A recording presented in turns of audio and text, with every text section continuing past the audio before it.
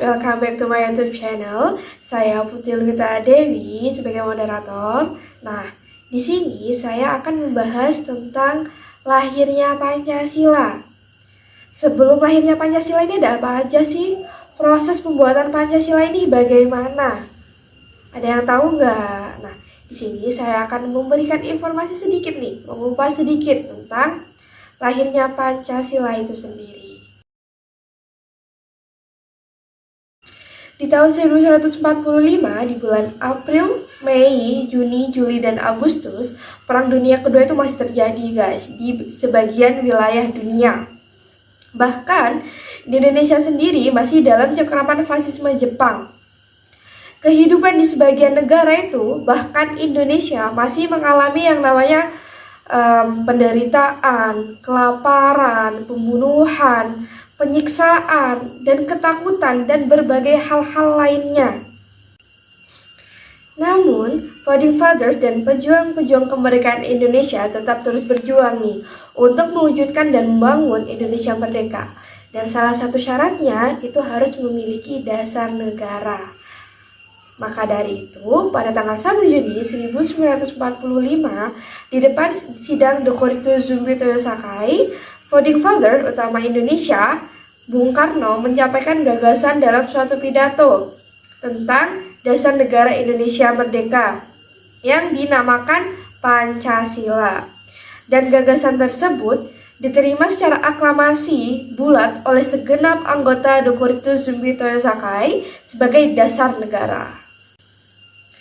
Dan selanjutnya, setelah sidang tersebut, BPUPKI atau Badan Penyelidik Usaha-Usaha Persiapan Kemerdekaan Indonesia membentuk panitia kecil yang berisikan 8 orang untuk merumuskan dan menyusun Undang-Undang Dasar.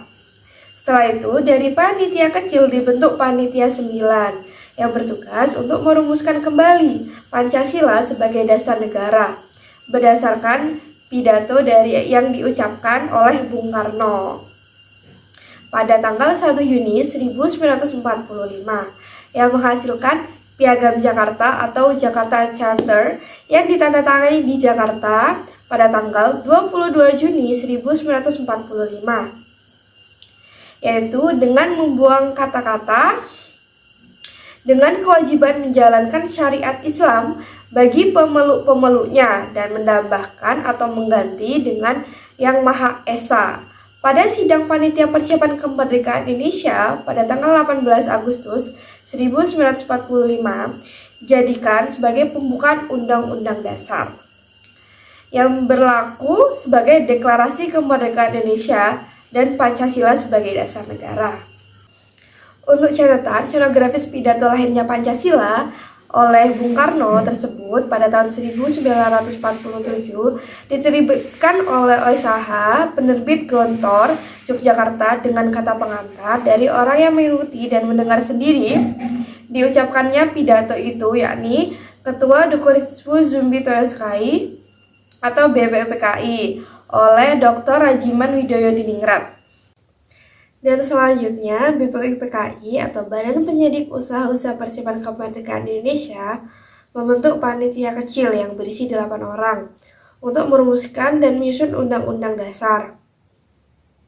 Setelah itu, panitia kecil membentuk panitia 9 yang bertugas untuk merumuskan kembali Pancasila sebagai dasar negara berdasarkan pidato yang telah diucapkan oleh Bung Karno pada tanggal 1 Juni 1945 yang menghasilkan Piagam Jakarta atau Jakarta Charter yang ditandatangani di Jakarta pada tanggal 22 Juni 1945 dengan membuang kata-kata dengan kewajiban menjalankan syariat Islam bagi pemeluk-pemeluknya dan menambahkan atau mengganti Yang Maha Esa. Pada sidang Panitia Persiapan Kemerdekaan Indonesia pada tanggal 18 Agustus 1945 dijadikan sebagai pembukaan Undang-Undang Dasar yang berlaku sebagai Deklarasi Kemerdekaan Indonesia dan Pancasila sebagai dasar negara. Untuk catatan scenografis pidato lahirnya Pancasila yang diucapkan oleh Bung Karno tersebut, pada tahun 1947 diterbitkan oleh OSH penerbit dari Gontor di Yogyakarta dengan kata pengantar dari orang yang mengikuti langsung dan mendengar langsung pidato yang diucapkan oleh Insinyur Soekarno, yaitu Dr. Rajiman Widoyo Diningrat, di mana beliau adalah ketua dari Dokoritsu Zumbi Toyosakai, di mana beliau menyampaikan bahwa Badan Dokoritsu Zumbi Toyosakai itu telah mengadakan sidang yang pertama pada tanggal 29 Mei 1945 sampai dengan tanggal 1 Juni 1945, dan yang kedua pada tanggal 10 Juli 1945 sampai dengan 17 Juli 1945. Dan lahirnya Pancasila ini adalah sebuah stenografis Veselak dari pidato Bung Karno yang diucapkan dengan tidak tertulis dahulu dalam sidang yang pertama pada tanggal 1 Juni 1945 ketika sidang pembicara dasar negara kita. Bila kita pelajari dan selidiki sungguh-sungguh, lahirnya Pancasila ini adalah suatu demokrasi beginsel, suatu beginsel yang menjadi dasar negara kita. Suatu beginsel yang telah meresap dan berurat berakar dalam jiwa Bung Karno, dan telah keluar dari jiwanya secara spontan. Meskipun sidang ada di bawah pemerintahan Belantara Jepang pada saat itu. Dan Dr. Rajiman Widoyo Diningrat juga berharap mudah-mudahan lahirnya Pancasila ini dapat dijadikan pegangan, dijadikan pedoman oleh nusa dan bangsa kita seluruhnya yang ada di Indonesia dalam usaha memperjuangkan, menyempurnakan kemerdekaan negara kita. Kira-kira itulah sebagian yang disampaikan oleh Dr. Rajiman pada tanggal 1 Juli 1947. Topik selanjutnya, pidato pertama Pancasila itu diucapkan oleh Bung Karno pada tanggal 1 Juni 1945, seperti yang sudah saya ucapkan tadi di awal. Adapun nih, isi dari pidato tersebut bisa kalian cari sendiri di internet, atau bisa kalian langsung klik di link deskripsi saya. Di sana sudah ada isi pidato Bung Karno, terus ada pembukaan Undang-Undang 1945, dan juga ada dekret Presiden. Setelah saya membaca pidato dari Insinyur Soekarno, saya mendapatkan poin-poin yang saya tangkap dari isi pidato tersebut, yaitu beliau menyampaikan pendapatnya tentang mengemukakan dasar negara Indonesia, dan juga pengertian dari perkataan merdeka itu sendiri.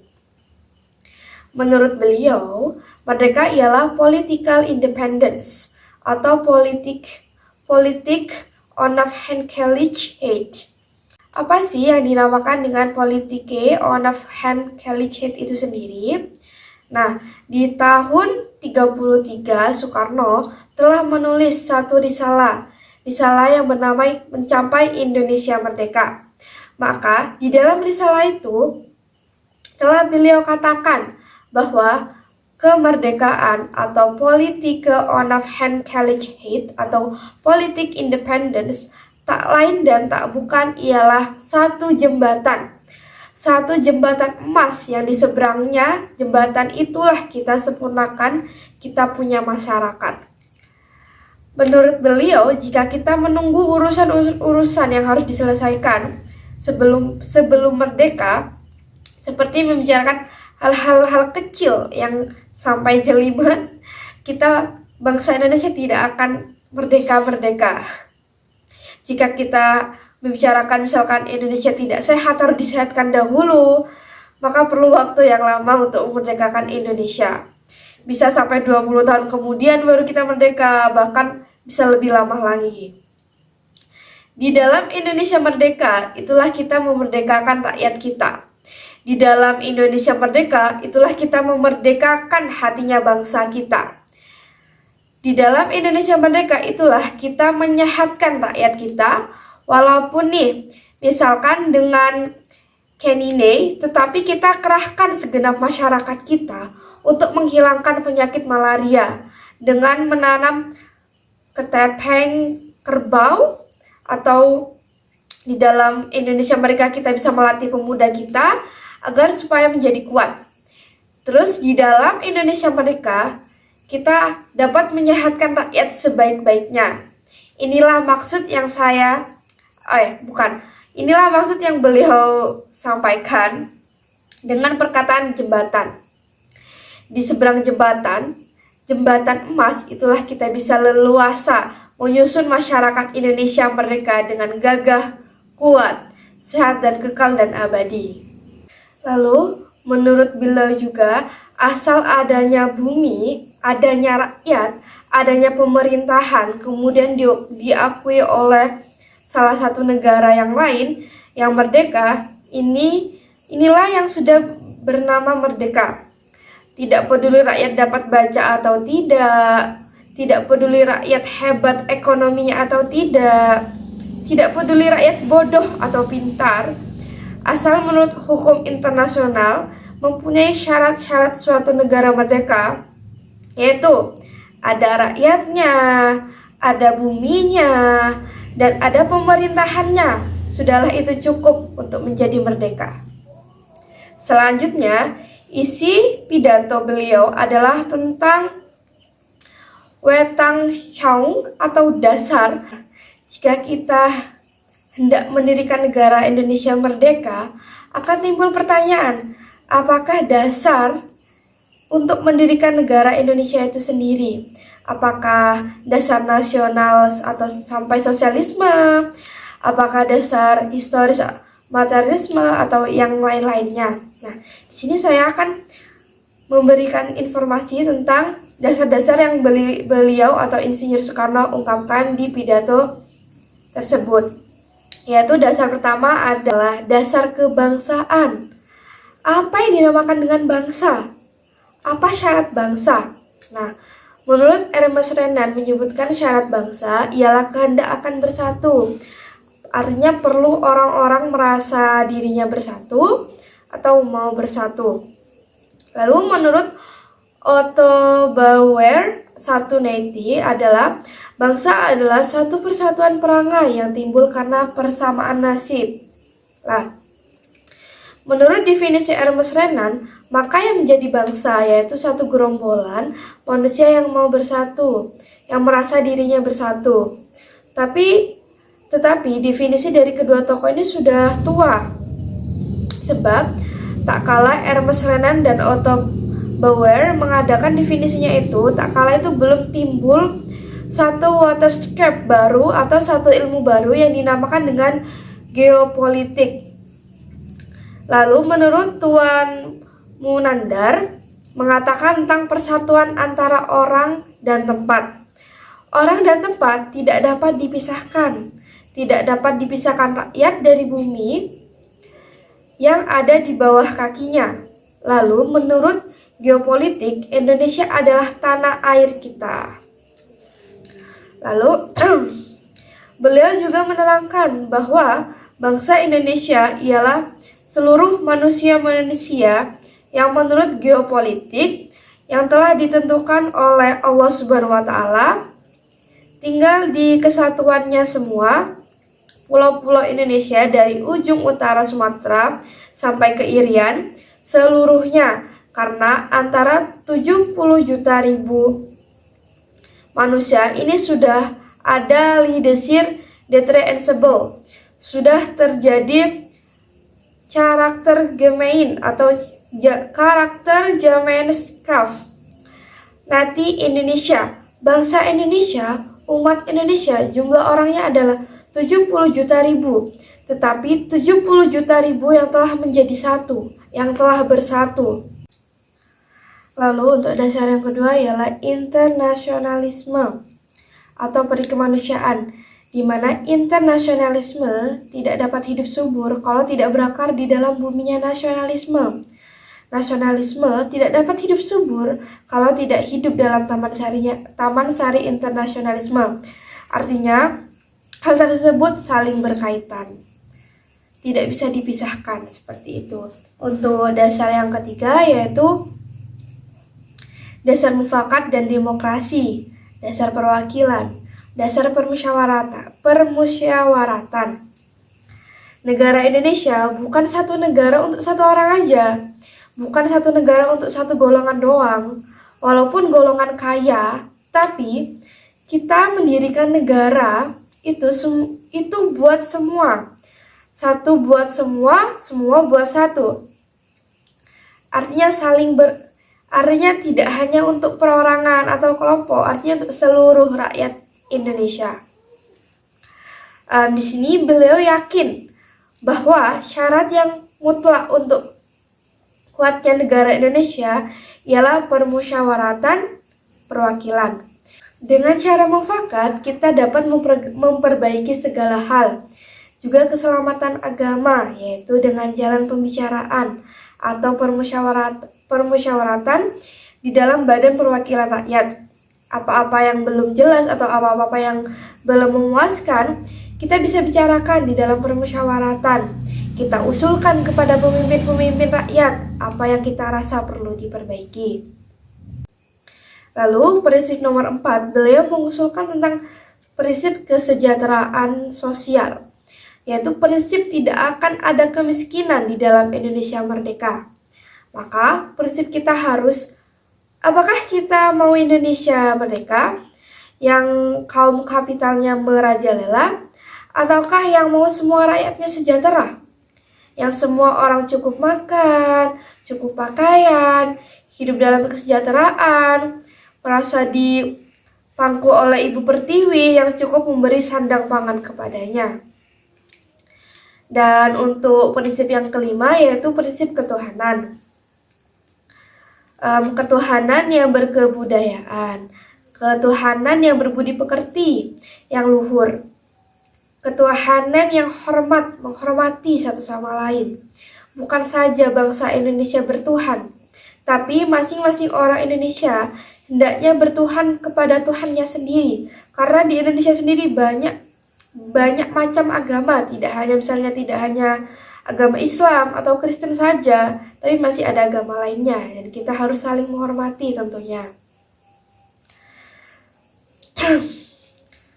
Maksud dari bertuhan kepada Tuhannya sendiri yaitu misalkan yang Kristen menyembah Tuhannya sendiri, yaitu menyembah petunjuk dari Isa Al-Masih, yang Islam menurut dari petunjuk Nabi Muhammad SWT, terus yang orang Buddha menjalankan ibadahnya menurut kitab-kitab yang ada padanya.